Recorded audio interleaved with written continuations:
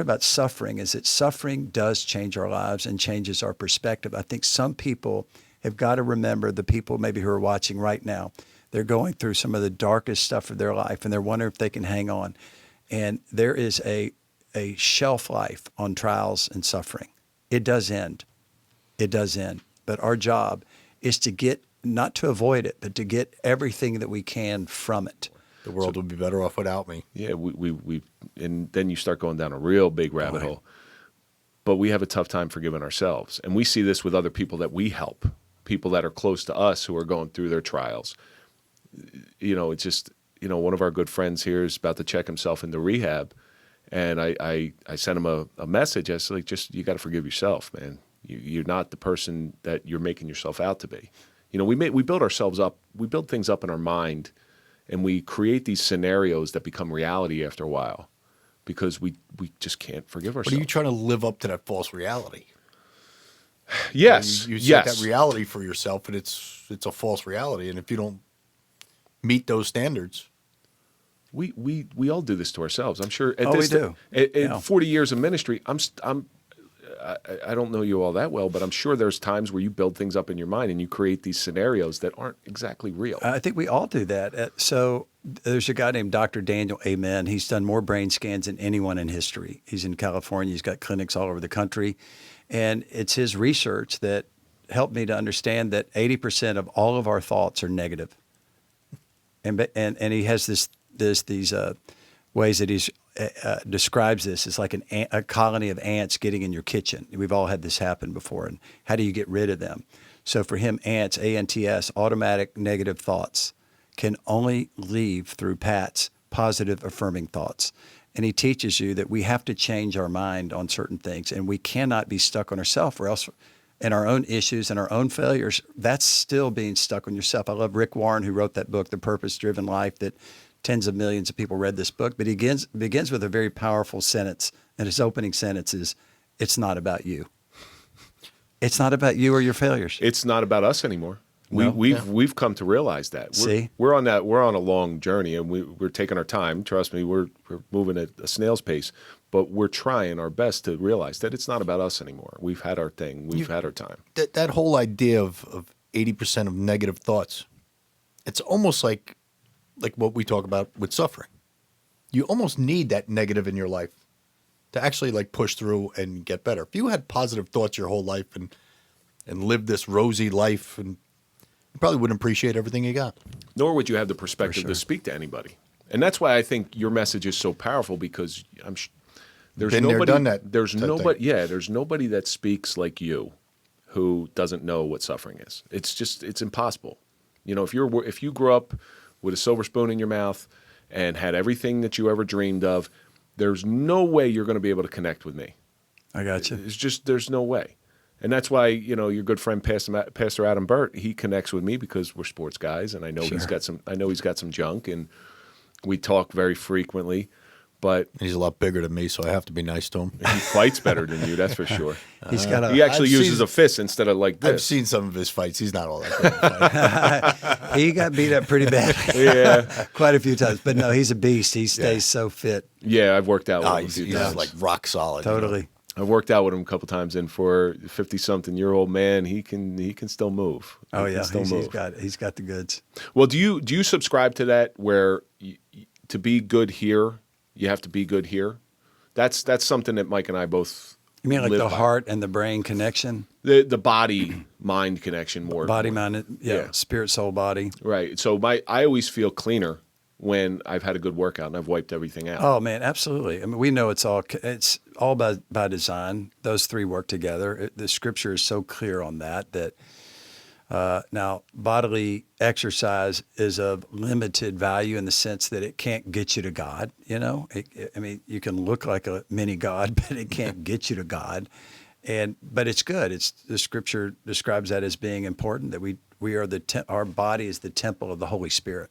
They have certain words in the Bible. They have pleasing to the eye, like Joseph was pleasing to the eye, or some word verbiage like that. Right. I think so. One of our sponsors is X Body. right? yeah. So X Body is a health and wellness center.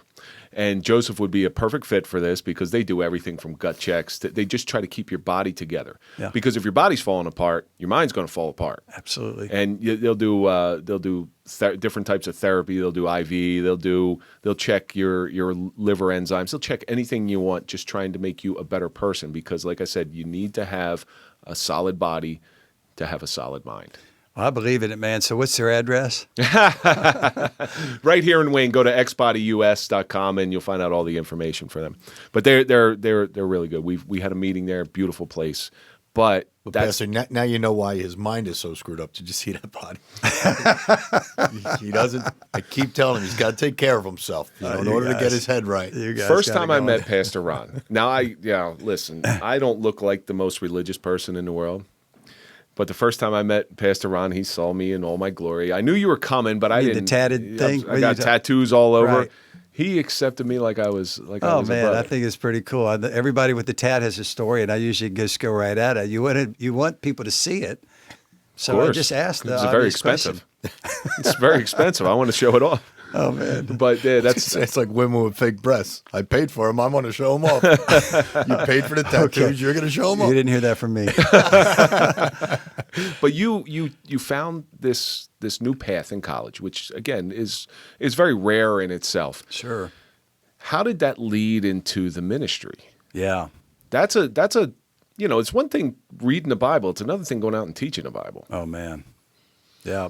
Yeah. So for me, it was a progressive discovery of who God is, getting to know God. Because if you get to know God, you begin to trust God or love God. Because what's not to love about God if you really understand who He is and what He's about versus what you've heard or what you think or what you feel? Because a lot of us tend to want to blame God for every bad thing that happens to us. We're just in a screwed up world. It's messed up. It's jacked up. But we're the ones who are responsible for that. We caused the mess that we live in, and for the most part. And so the world that we live in is fallen. It's on our DNA. When Adam had that first, he and Eve began to rebel from God. I mean, here they had the choice of all these hundreds and thousands of fruit trees, and God says, well, there's just one, which is the test, the ultimate test. And that's where they failed. And so everything, then there's separation from God. Their kids, one of their kids killed his brother, which is family dysfunction to the max. Then there's the separation internally where they begin to feel guilt and shame. Guilt and shame wasn't in the original creation. That's something that we all have to work on. We carry this baggage that God does not want us to carry. And then there's the environmental separation and dysfunction as well. I mean, the world is falling apart. So for me, I just more and more started seeking God for what is my purpose in life. And that's when things began to be more and more clear. I thought I was going to go to graduate school for psychology and different things like that. And it just became very clear that God had given me a gift of persuasion and influence and helping people to get right with God. And so that became my mission. And I didn't go off to a seminary somewhere, not immediately. I did later, years later. But I just began to see Bible studies form. One formed in my own dorm room, and things happen, and then grow into a church, and meaning there's a body of believers who are committed to one another in a community. They're going to help each other, and they're going to build each other up, and not tear each other down, and help everyone to begin to achieve their dreams and goals and aspirations. So that's where my pastoring began. But your pastoring, how did that change your perspective on suffering? I'll give you an example of how it changed mine. Is instead of me looking at, man, why did this happen? This is awful. I must be the unluckiest guy in the world. And again, gets back to that coincidence thing, where now I might look at things and I'll study it a little bit and I'll say, there's a purpose behind this. I just haven't seen it yet. Yeah. I'm not at an elevated position where I'm able to see this stuff where, if you believe in God, and listen, we're talking here theologically, it's your higher power, whoever your higher power is. Sure. He's up at an elevated position. He can see the entire battlefield. Yeah. It's things that you and I can't see. So then there's You only see the fight in front of you. correct. Right. So there's faith involved in that. So now I look at things a little different. So did it change your perspective on how suffering is? Oh, it totally happens? did. I mean, that story with my own father, he became such a great man that when he was dying, on July 4th, he died 2012. So 10 years ago, he was dying. And I walked out of his hospital room, and Is there he a was big John Adams, Thomas Jefferson fan? no. Because they both died on July 4th. Oh, I didn't know that. I didn't know that. I don't. Within hours of each other. So I walked out of his room when this was like the day before he passed, and there was this long line of men, mostly men, and I said, "What are you guys all doing here?" They're saying, "We came to say goodbye," and some had tears in their eyes, and you begin to look at how God can, and his own family rejected him and said, "We don't believe that you can be this way. We don't believe that you're," and they were still so stuck in the pain that he caused for his family that they could not forgive. Whereas my brother and I definitely forgave and built a relationship with a man who was formerly crazy, but he wanted it and he earned it. And It's like the movie Mercy Me, or about I Can Only Imagine. Oh, Have you seen that movie? yeah, I did. It's a great movie. Yeah. Great movie. But that sounds your parallel lives with Yeah. Bart Millard. who- Similar. He says it. He goes, I watch God transform a guy who I thought was a monster Yeah. into the man that I wanted to become. Right. Which, if you ever have children or a messed up relationship with your father, you watch that, there's no reason. There's no way you're not crying during that movie. Oh, totally. Yeah. Right. A very touching movie. Right. Now you said you and your brother reconciled with your father. Nobody else from the family did? Or Well, my sister was so removed from him because he walked away, and she had a stepdad who she more identified with, and she actually, she's a wonderful person. I mean, our whole family was so torn apart, so broken and broke, just so jacked up. But my brother's a pastor in Scandinavia. My sister became a pastor. Really? Yeah, I became It's a family pastor. business. Yeah. Well, I don't know where the business is. It's people business, but really, it was just fascinating how we would be the least likely to be the ones who serve God and believe in God and believe in Jesus Christ. But it's been amazing, and the part about suffering is that suffering does change our lives and changes our perspective. I think some people have got to remember, the people maybe who are watching right now, they're going through some of the darkest stuff of their life, and they're wondering if they can hang on. And there is a shelf life on trials and suffering. It does end. It does end. But our job is to not to avoid it, but to get everything that we can from it, recognizing that our trials can change and we can be transformed in the process. we call it the light at the end of the tunnel There you theory. go. That's it. I mean, we've said it a million times on here. When you're going through that dark tunnel, That's right. You can't see it. you can't see the light at the No. end of the tunnel. It's so dark in there, you can't even see the people that are standing next to you helping you through that tunnel. Till you get to that light, then you see all the people that were actually helping you. I was pushing him through. Yeah. I just kept pushing him, knocking him down because he couldn't say. I could say, but he And couldn't what's say. great about that, Kevin, is that you had your own issues, and here now you and you, Mike, you guys are helping others to make it to their finish line and get through. And one thing that shocked me is how many people don't make it. We have to be there to help. That book, Miracles in Manhattan, when I compiled 50 stories of 50 people in Manhattan who claimed that they experienced a miracle, these are all people who I know personally. And we had hundreds of stories to choose from. So we chose those 50. And here's what, as I was compiling and editing and helping to put this together, one thing I realized is that God doesn't just always act directly in the person, but he raises up other people to come alongside and help people, whether that's good news, helping a change of thought, sometimes physical needs being met, spiritual needs being met for sure. But God uses people to help others get their miracle. I'm sure your father felt that way as well. Oh, he to his dying day, he loved me and he became a part of my life. He sat. Imagine this: that you go to this local church and my dad was sitting behind me. I was on the front row every Sunday before I would walk up and speak and give my message, and he would put his hand on my shoulder, and he would say something like this. He would say, "I'm really proud of you, son. Wow. I'm really proud of you." Talking about going through that tunnel, you were one of the people that were walking through that tunnel with your father. Totally. Standing right next to him, helping him right through. Yeah. And I had so much pain there. And then I had greater pain when I went through a divorce. 20 years ago. That was really a painful thing to be abandoned, rejected, and Did it conflict with your faith? You know, your faith is, you know, you love your spouse. Right. Your spouse is your number one. She's your primary. right.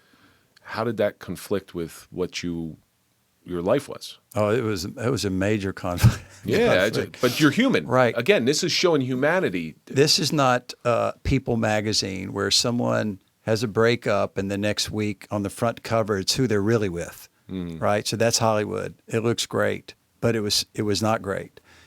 Yet at the same time, it was inevitable because for years things were slipping and cracking and breaking, and more issues come up. And it was like I was hanging on to the bumper of a car saying, "We just stop. Let's please stop. Let's get help. Let's So do being it." held together with duct tape.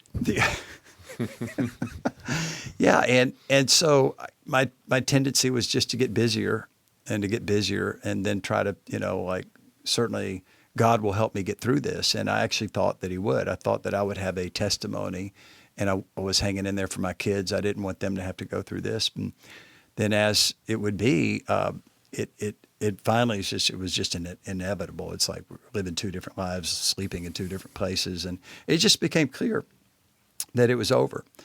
And so after that happened, and there's more that could be said, but that's enough. But when that happened, then right after that, I get this 9/11 happened, and I thought, well, I can identify with this. I'm having my own 9/11 in my life here, and then Your towers are collapsing. My life was just caving in, and to my great surprise, about a few months after that, I got this clear sense that I need to go to New York City and help the city and get my eyes off of myself. And that was the way that I began to fight back, and met my wife Lynette there.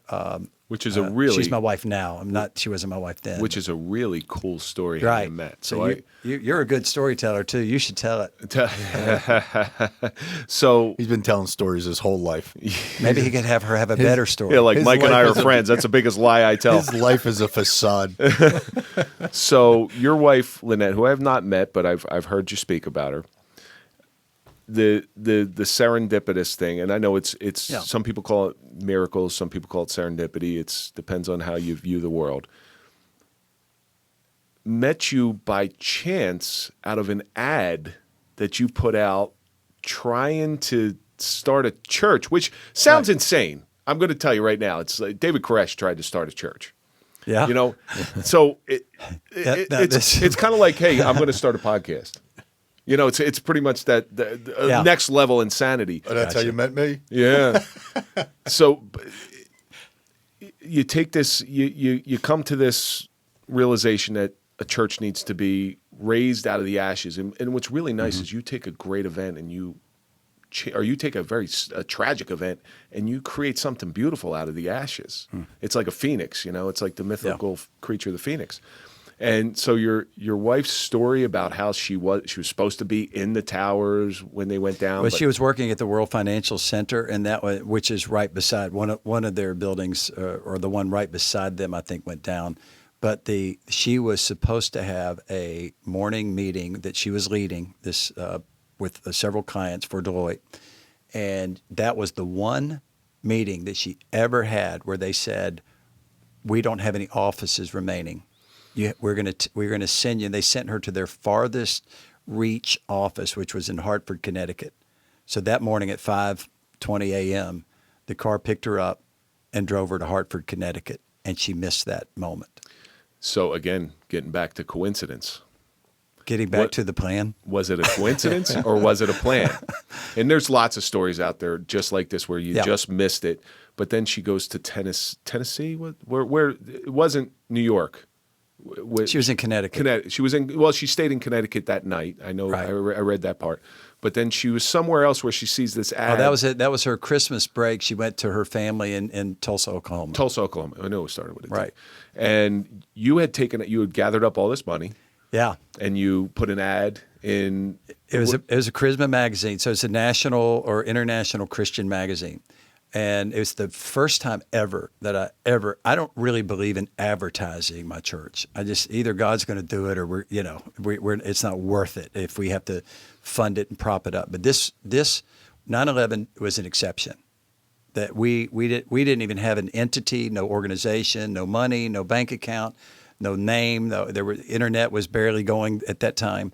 So we decided, let's let anyone who may know us, and there were four of us, four co-founders, and we put that we had a theater open up on 44th Street. It's like a simple walk to where the ball drops in Times Square, and when the ad came out, we called it The Miracle on 44th Street because that's where we were.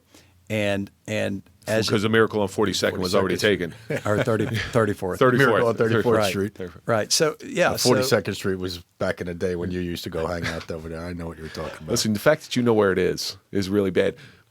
But you guys. So do you have a copy of that article? Do you still? I do. You got to try to send it to me. I got to read Okay, that article. yeah, I got to sure. really try to read that. It was just a one pager for 3 months. It was ridiculously expensive. But I just thought, okay, we're going to take a chance at this. Only one person ends up showing up because of that. I was so deeply disappointed. I thought at least a couple hundred people will see this and they'll remember, they'll know one of us and they'll want to come to our new church. And everyone was seeking God in the desperation of 9/11. I mean, we all know where we were at that moment, how we felt, what we were going through. Of course, many police officers, like you guys probably know some of them who did not make it. Yeah, tragic time. It still gets to me today. And so the one person who sees it. Yeah, she was. It was Lynette's mother had that magazine that she subscribed to, and she said, "Hey," to her mom, to Lynette. She said, "Look at this. This looks like some guys that you might know. They're starting a church in New York City." And she looked at it. She said, "They look like great guys. I'll go check it out." And so she came in January, whatever it was, 5th or whatever. And sounds like a setup. Just so you know, it sounds like a setup. I know. It was quite a coincidence. There we go. Serendipitous. You could use that word too. So Margaret was on to something here when she asked this question. I know. Yeah. So, but the coincidence or the plan, she comes to New York and finds you? Yeah.